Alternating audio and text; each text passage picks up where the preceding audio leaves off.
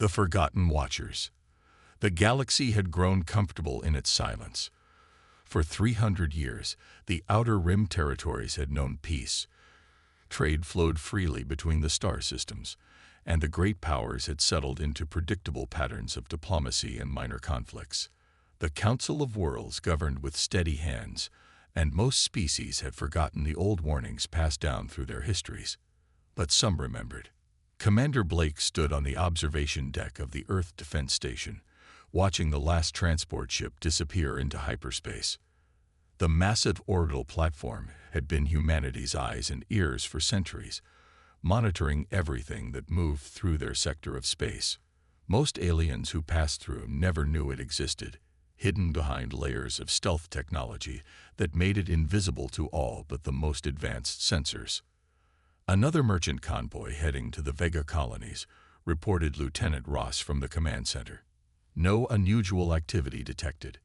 Blake nodded, but kept watching the stars. Something felt different today, though he couldn't explain what. The automated systems showed nothing out of the ordinary, yet his instincts, honed by decades of military service, told him otherwise. Earth itself had changed little in the past 3 centuries. Humans had spread to nearby systems, but they kept to themselves, maintaining their borders and rarely interfering in galactic affairs. To most alien species, humanity seemed like any other quiet civilization, content with their small corner of space. They were wrong. The truth was far more complex. Humanity had learned long ago that the galaxy was a dangerous place, filled with predators and conquerors who would not hesitate to destroy entire civilizations for resources or territory. So they had made a choice. They would watch, they would prepare, and they would protect their own interests without drawing attention to themselves. The Earth Defense Network was just one part of this strategy. Hidden throughout human space were weapons platforms, sensor arrays, and communication relays that could coordinate a response to any threat within hours. Ships that appeared to be simple cargo vessels carried military-grade shields and weapons. Colonies that seemed peaceful harbored underground bunkers, filled with enough supplies to last for years. But the most important part of humanity's defense was its people. Every human citizen received basic military training, and many served in the reserve forces that could be activated at a moment's notice. They had learned from history that freedom was never given freely and must always be defended. The alien species of the galaxy had their own assumptions about humans. The trade delegations who visited Earth found them polite but distant. The few diplomatic contacts saw them as isolationists who preferred to avoid galactic politics. Some species even considered humans to be weak, thinking that their reluctance to expand aggressively showed lack of ambition or military capability. These assumptions suited humanity perfectly. In the depths of space, far from any inhabited system, Captain Reed commanded a patrol vessel that officially didn't exist. His ship, the Night Watch, was one of dozens that moved through the darkness beyond human borders, gathering intelligence and monitoring potential threats. They had been tracking increased military activity in several sectors, noting ship movements and communication patterns that suggested something significant was about to happen. "Captain, we're picking up long-range transmissions," reported the communications officer. "Multiple species, all military frequencies. It looks like they're coordinating something big." Reed studied the data flowing across his screens. The patterns were unmistakable. Fleet movements, resource allocations, and strategic planning communications. Someone was preparing for war, and the target appeared to be in human space. For centuries, humanity had maintained its policy of quiet vigilance, responding to threats before they could fully develop. But this looked different. The scale was larger than anything they had faced in recent memory, and it involved multiple species working together. "Send a priority message to Earth Command," Reed ordered. "Tell them the Watchers have seen enough. It's time to wake up the Guardians." As the message streaked through hyperspace toward Earth, other human outposts throughout the galaxy began to stir. Silent sensors activated, hidden weapons came online, and reserve forces received coded messages that they had trained for but hoped never to see. The galaxy was about to learn that humanity had never stopped being dangerous. They had simply been choosing their battles carefully, waiting for the right moment to remind everyone why Earth had survived when so many other civilizations had fallen. The age of quiet watching was ending. The age of active protection was about to begin. And somewhere in the darkness between the stars, ancient warning signals began to broadcast on frequencies that only the oldest species remembered, carrying a simple message that had not been heard for 300 years. The Guardians wake. Let all who threaten peace beware. The gathering storm. 3 days after Captain Reed's warning reached Earth, the Council of Worlds received an unexpected transmission. The message came through official diplomatic channels, but its source was listed simply as Earth Diplomatic Corps, a department that most aliens had never heard of because it rarely needed to act. Ambassador Clark had served in the diplomatic corps for 40 years, but this was only the 3rd time she had been asked to deliver a formal statement to the galactic community. She stood before the assembled representatives of 200 species, her calm demeanor hiding the gravity of what she was about to announce. Honored delegates, she began, her voice carrying clearly through the vast council chamber. The people of Earth bring greetings and an urgent warning to all peaceful civilizations. The chamber fell silent. Many delegates leaned forward, surprised to hear from the normally quiet human representative. Our deep space monitoring stations have detected massive military buildup in multiple sectors. Fleet movements, resource concentrations, and strategic communications all point to coordinated aggressive action planned against civilian populations. Murmurs rippled through the assembly. The delegate from Rigel Prime, a blue-skinned humanoid named Kale, stood to respond. With respect, Ambassador, the human delegation rarely participates in security discussions. What authority do you have to make such claims? Clark's expression didn't change. The same authority we've always had, Delegate Kale. The authority that comes from protecting our home and our allies. She activated a holographic display that filled the center of the chamber. Star charts appeared, showing ship positions, movement patterns, and communication intercepts that revealed detailed knowledge of military activities across dozens of systems. The assembled delegates stared in shock. The level of intelligence gathering represented in the display was far beyond what they had believed humans capable of. Systems they thought were secret showed detailed monitoring data. Communications they believed encrypted had been decoded and analyzed.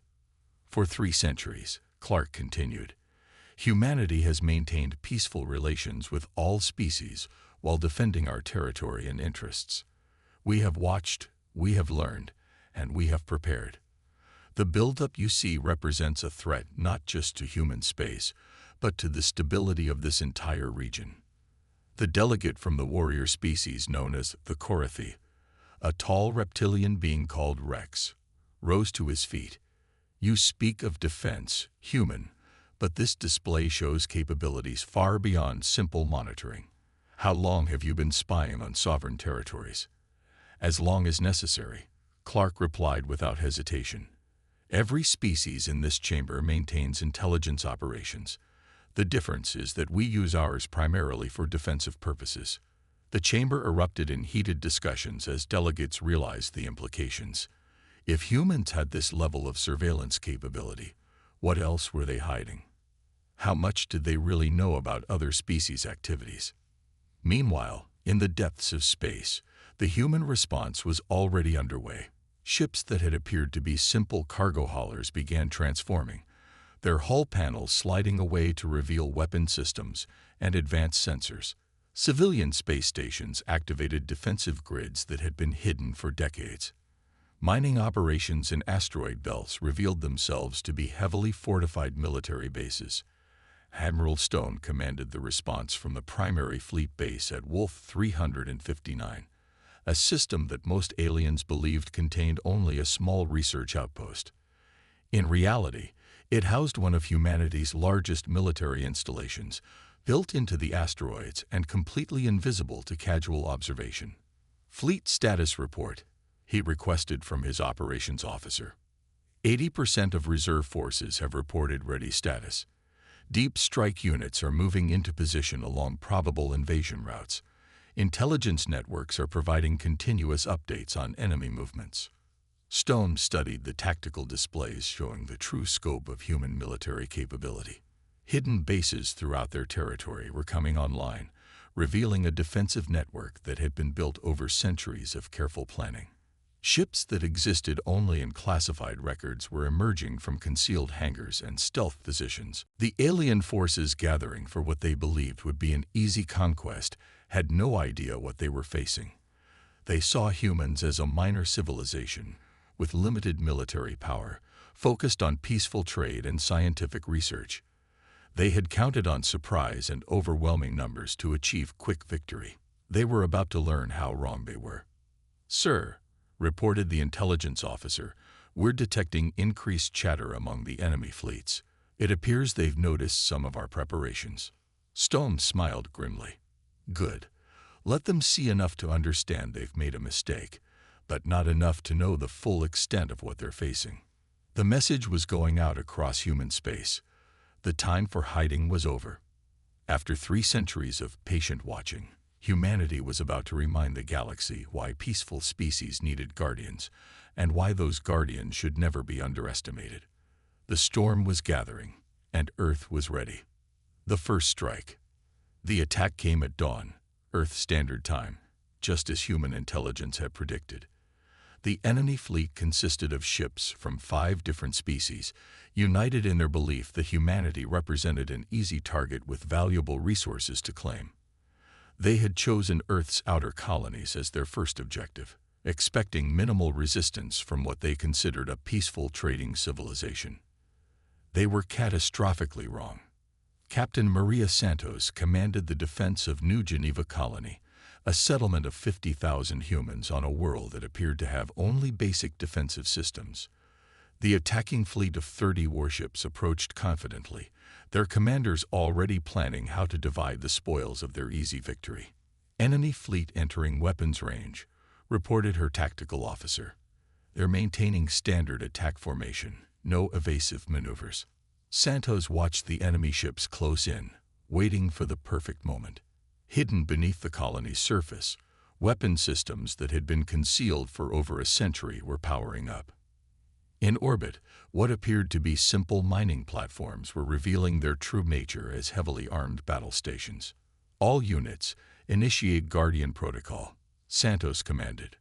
The response was immediate and devastating. Particle beam weapons emerged from underground bunkers, targeting the lead enemy ships with pinpoint accuracy. The orbital platforms launched waves of guided missiles while deploying energy shields that had been invisible until activated. Fighter craft launched from hidden bays carved into asteroids, piloted by reserve forces who had trained for this moment their entire lives. The enemy fleet commander, a being called Vex from the aggressive Drachmer species, watched in horror as his overwhelming force was suddenly under attack from weapons that shouldn't exist. Where did these defenses come from? He demanded of his tactical officer. "Unknown, sir. Our intelligence showed only basic civilian installations. These weapon signatures don't match anything in our databases." The battle lasted less than 2 hours. Half the attacking fleet was destroyed outright, while the survivors fled in panic, broadcasting frantic warnings about human military capabilities that far exceeded all previous estimates. But New Geneva was just the beginning. Across human space, similar scenes played out as enemy forces encountered defenses they never expected. Admiral Stone coordinated the response from his hidden command center, orchestrating a symphony of defensive actions that revealed the true scope of humanity's preparations. "Status report from all sectors," he requested. New Berlin reports complete repulsion of enemy forces, minimal casualties. TOV CD Station has disabled 2 enemy cruisers and captured their crews. The Mars orbital platforms have destroyed an entire squadron, attempting to reach Earth itself. Stone nodded with satisfaction. The enemy had made a fundamental error in judgment, assuming that humanity's peaceful exterior reflected military weakness. They were learning the difference between choosing not to fight and being unable to fight. On Earth itself, President Walsh addressed the global population through emergency broadcasts. Citizens of Earth and her colonies, today we face the first organized attack on human territory in 3 centuries. I want you to know that we are ready, we are strong, and we will protect our homes and our freedom. The speech was broadcast throughout human space, but more importantly, it was intercepted by alien intelligence services across the galaxy. The calm confidence in the president's voice, combined with the reports of devastating defeats suffered by the attacking forces, sent shockwaves through the galactic community. In the Council of Worlds chamber, emergency sessions convened as delegates tried to understand what had happened. The species that had participated in the attack were among the most militarily powerful in the region, yet they had been decisively defeated by humans who were supposed to be weak and unprepared. Ambassador Clark returned to address the council, but this time the atmosphere was very different. Where before there had been polite indifference to human concerns, now there was fearful attention to every word she spoke. The attacks on human territory have been repelled, she announced simply. However, this aggression cannot be ignored. Earth demands full accountability from the species involved and guarantees of no future hostile actions.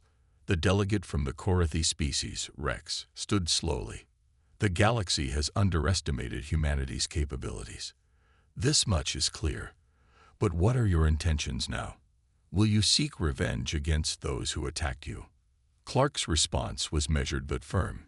Humanity seeks only to live in peace and defend what is ours. We have no desire for conquest or revenge. But let it be known throughout the galaxy that we will defend ourselves and our allies with whatever force is necessary. The message was clear. The silent guardians had awakened, and the universe would never be the same. The revelation. In the aftermath of the failed attacks, something unprecedented happened across the galaxy. Species that had never cooperated began sharing intelligence about humanity. What they discovered changed everything they thought they knew about Earth and its people. The investigation was led by scholar Erin of the ancient Velthair race, beings who had maintained detailed records of galactic history for over 10,000 years. As one of the few species old enough to remember the early days of human expansion, the Velthair had access to archives that most civilizations had forgotten existed. The data patterns are clear. Erin announced to a secret gathering of representatives from major galactic powers. Humanity has been systematically gathering intelligence and building defensive capabilities for over 3 centuries. But this isn't random paranoia. It's a calculated response to specific historical events. The assembled delegates studied the evidence with growing unease. Hidden sensor networks extended far beyond human territory. Communication intercepts showed knowledge of military plans across dozens of species. Most disturbing of all were the records showing that numerous conflicts throughout recent history had been influenced by subtle human intervention. Look at the Zephyrian-Talaxian War from 50 years ago, Erin continued, highlighting specific data points. Both sides received strategic intelligence that prevented the conflict from escalating to planet-killing weapons. The source was never identified, but the communication patterns match human intelligence operations. Similar examples emerged from the data: pirate fleets that had mysteriously vanished before attacking peaceful colonies, trade wars that had been resolved through timely information leaks, aggressive expansions that had been stopped by precisely targeted economic pressures. They've been protecting the galaxy, whispered Delegate Kale from Rigel Prime. For centuries, they've been quietly preventing major conflicts and disasters. The revelation sent shockwaves through the galactic community. Humanity hadn't been isolating themselves. They had been serving as secret guardians, using their intelligence networks and hidden capabilities to maintain stability across known space. Meanwhile, on Earth, President Walsh met with the Global Defense Council to discuss the new situation. The secret was out, and humanity needed to decide how to move forward. The galaxy knows about our capabilities now, reported General Hayes, head of Earth's military forces. Our deep cover operations are being exposed across multiple sectors. We can either retreat back into secrecy or embrace a more open role. Walsh considered the options carefully. For 3 centuries, humanity had protected galactic civilization from the shadows, preventing conflicts and disasters that would have cost billions of lives. But the recent attacks had forced them into the open, and there was no going back to complete secrecy. "What's the status of our allies?" Walsh asked. "Several species have reached out through back channels," replied Director Chen of Earth Intelligence. "They want to formalize the protection arrangements we've been providing informally. Others are requesting assistance with threats they've been hiding from the galactic community." It was a moment of decision that would reshape humanity's role in the galaxy. The age of secret guardianship was ending, but perhaps it was time for something better. 3 days later, Ambassador Clark stood before the Council of Worlds once again, but this time she carried a proposal that would change everything. "The people of Earth offer a new compact to all peaceful civilizations," she announced. "We propose the creation of the Guardian Alliance, a mutual defense agreement between species committed to protecting innocent life and maintaining galactic stability." The proposal was radical. Instead of the traditional power blocks based on territory or trade interests, this alliance would be built around shared values and mutual protection. Member species would contribute according to their abilities while receiving security guarantees from the collective strength of the alliance. "We have proven that we can defend ourselves and others," Clark continued. "But we believe that cooperation is stronger than isolation. The galaxy faces threats that no single species can handle alone. Together, we can create lasting peace and security for all our people." The debate that followed lasted for weeks, but the outcome was inevitable. Too many species had benefited from humanity's secret protection over the centuries, and too many more faced threats they couldn't handle alone. The Guardian Alliance was born from necessity, but it grew from hope. For the first time in galactic history, major species were cooperating not for conquest or profit, but for the protection of all civilized life. And at the center of it all was Earth, no longer the silent guardian, but the acknowledged protector of a galaxy that had finally learned the difference between strength and aggression, between power and wisdom. The universe would never be the same. The New Dawn. 1 year after the formation of the Guardian Alliance, the galaxy had transformed in ways that seemed impossible just months before. The Coordination Center established on Luna had become the beating heart of the largest cooperative defense network in recorded history, with over 60 species contributing to the common cause of protecting innocent life. Admiral Stone, now serving as the first Supreme Commander of Alliance forces, stood in the observation deck of the Luna facility, watching ships from dozens of different worlds working together in previously unimaginable harmony. Korathi warriors trained alongside human marines, while Valthur scholars shared ancient tactical knowledge with young officers from newly discovered civilizations. "Status report from all sectors," he requested from his diverse staff. Commander Tala, a Regelian who had proven herself during the early crisis, responded first.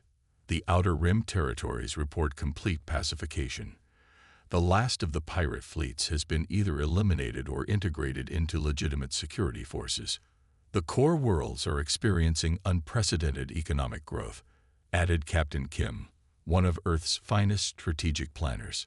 "Trade routes that were dangerous for centuries are now completely secure." But the most significant change wasn't military or economic, it was cultural.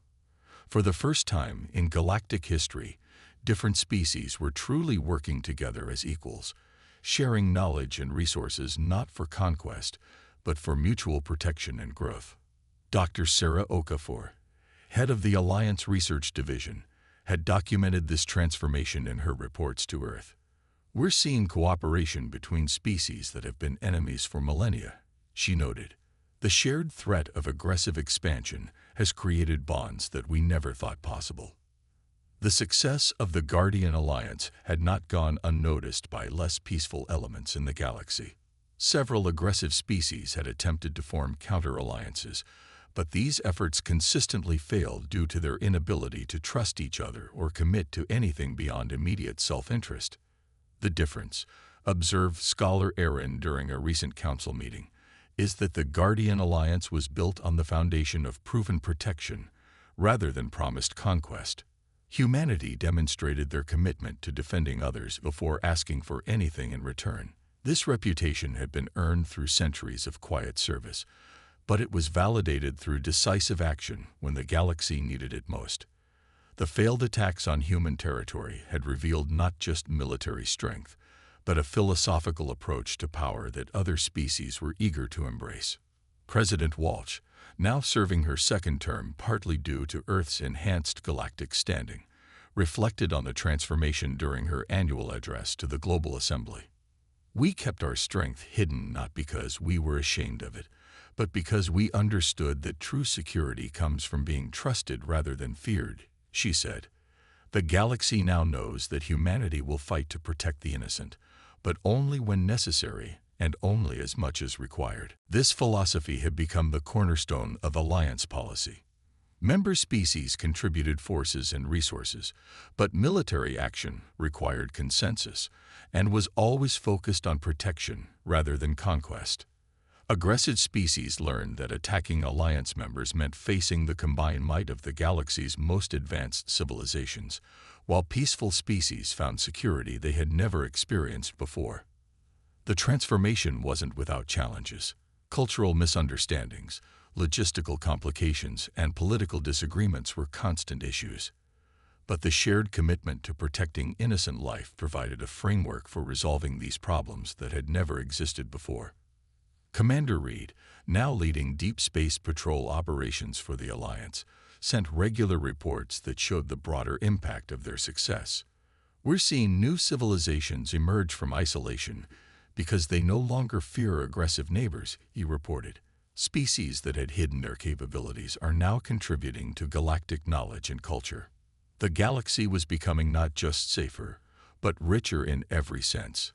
Scientific collaboration accelerated technological development, cultural exchange enhanced understanding between species, and economic cooperation created prosperity that benefited everyone. As Ambassador Clark prepared for another address to the Council of Worlds, she reflected on how much had changed since that first warning about the gathering storm. The council chamber that had once been filled with suspicious delegates now housed genuine partners working toward common goals. "Fellow Guardians," she began, using the term that had come to define all Alliance members, "today marks the first anniversary of our compact. In 1 year, we have achieved what seemed impossible, lasting peace through cooperative strength."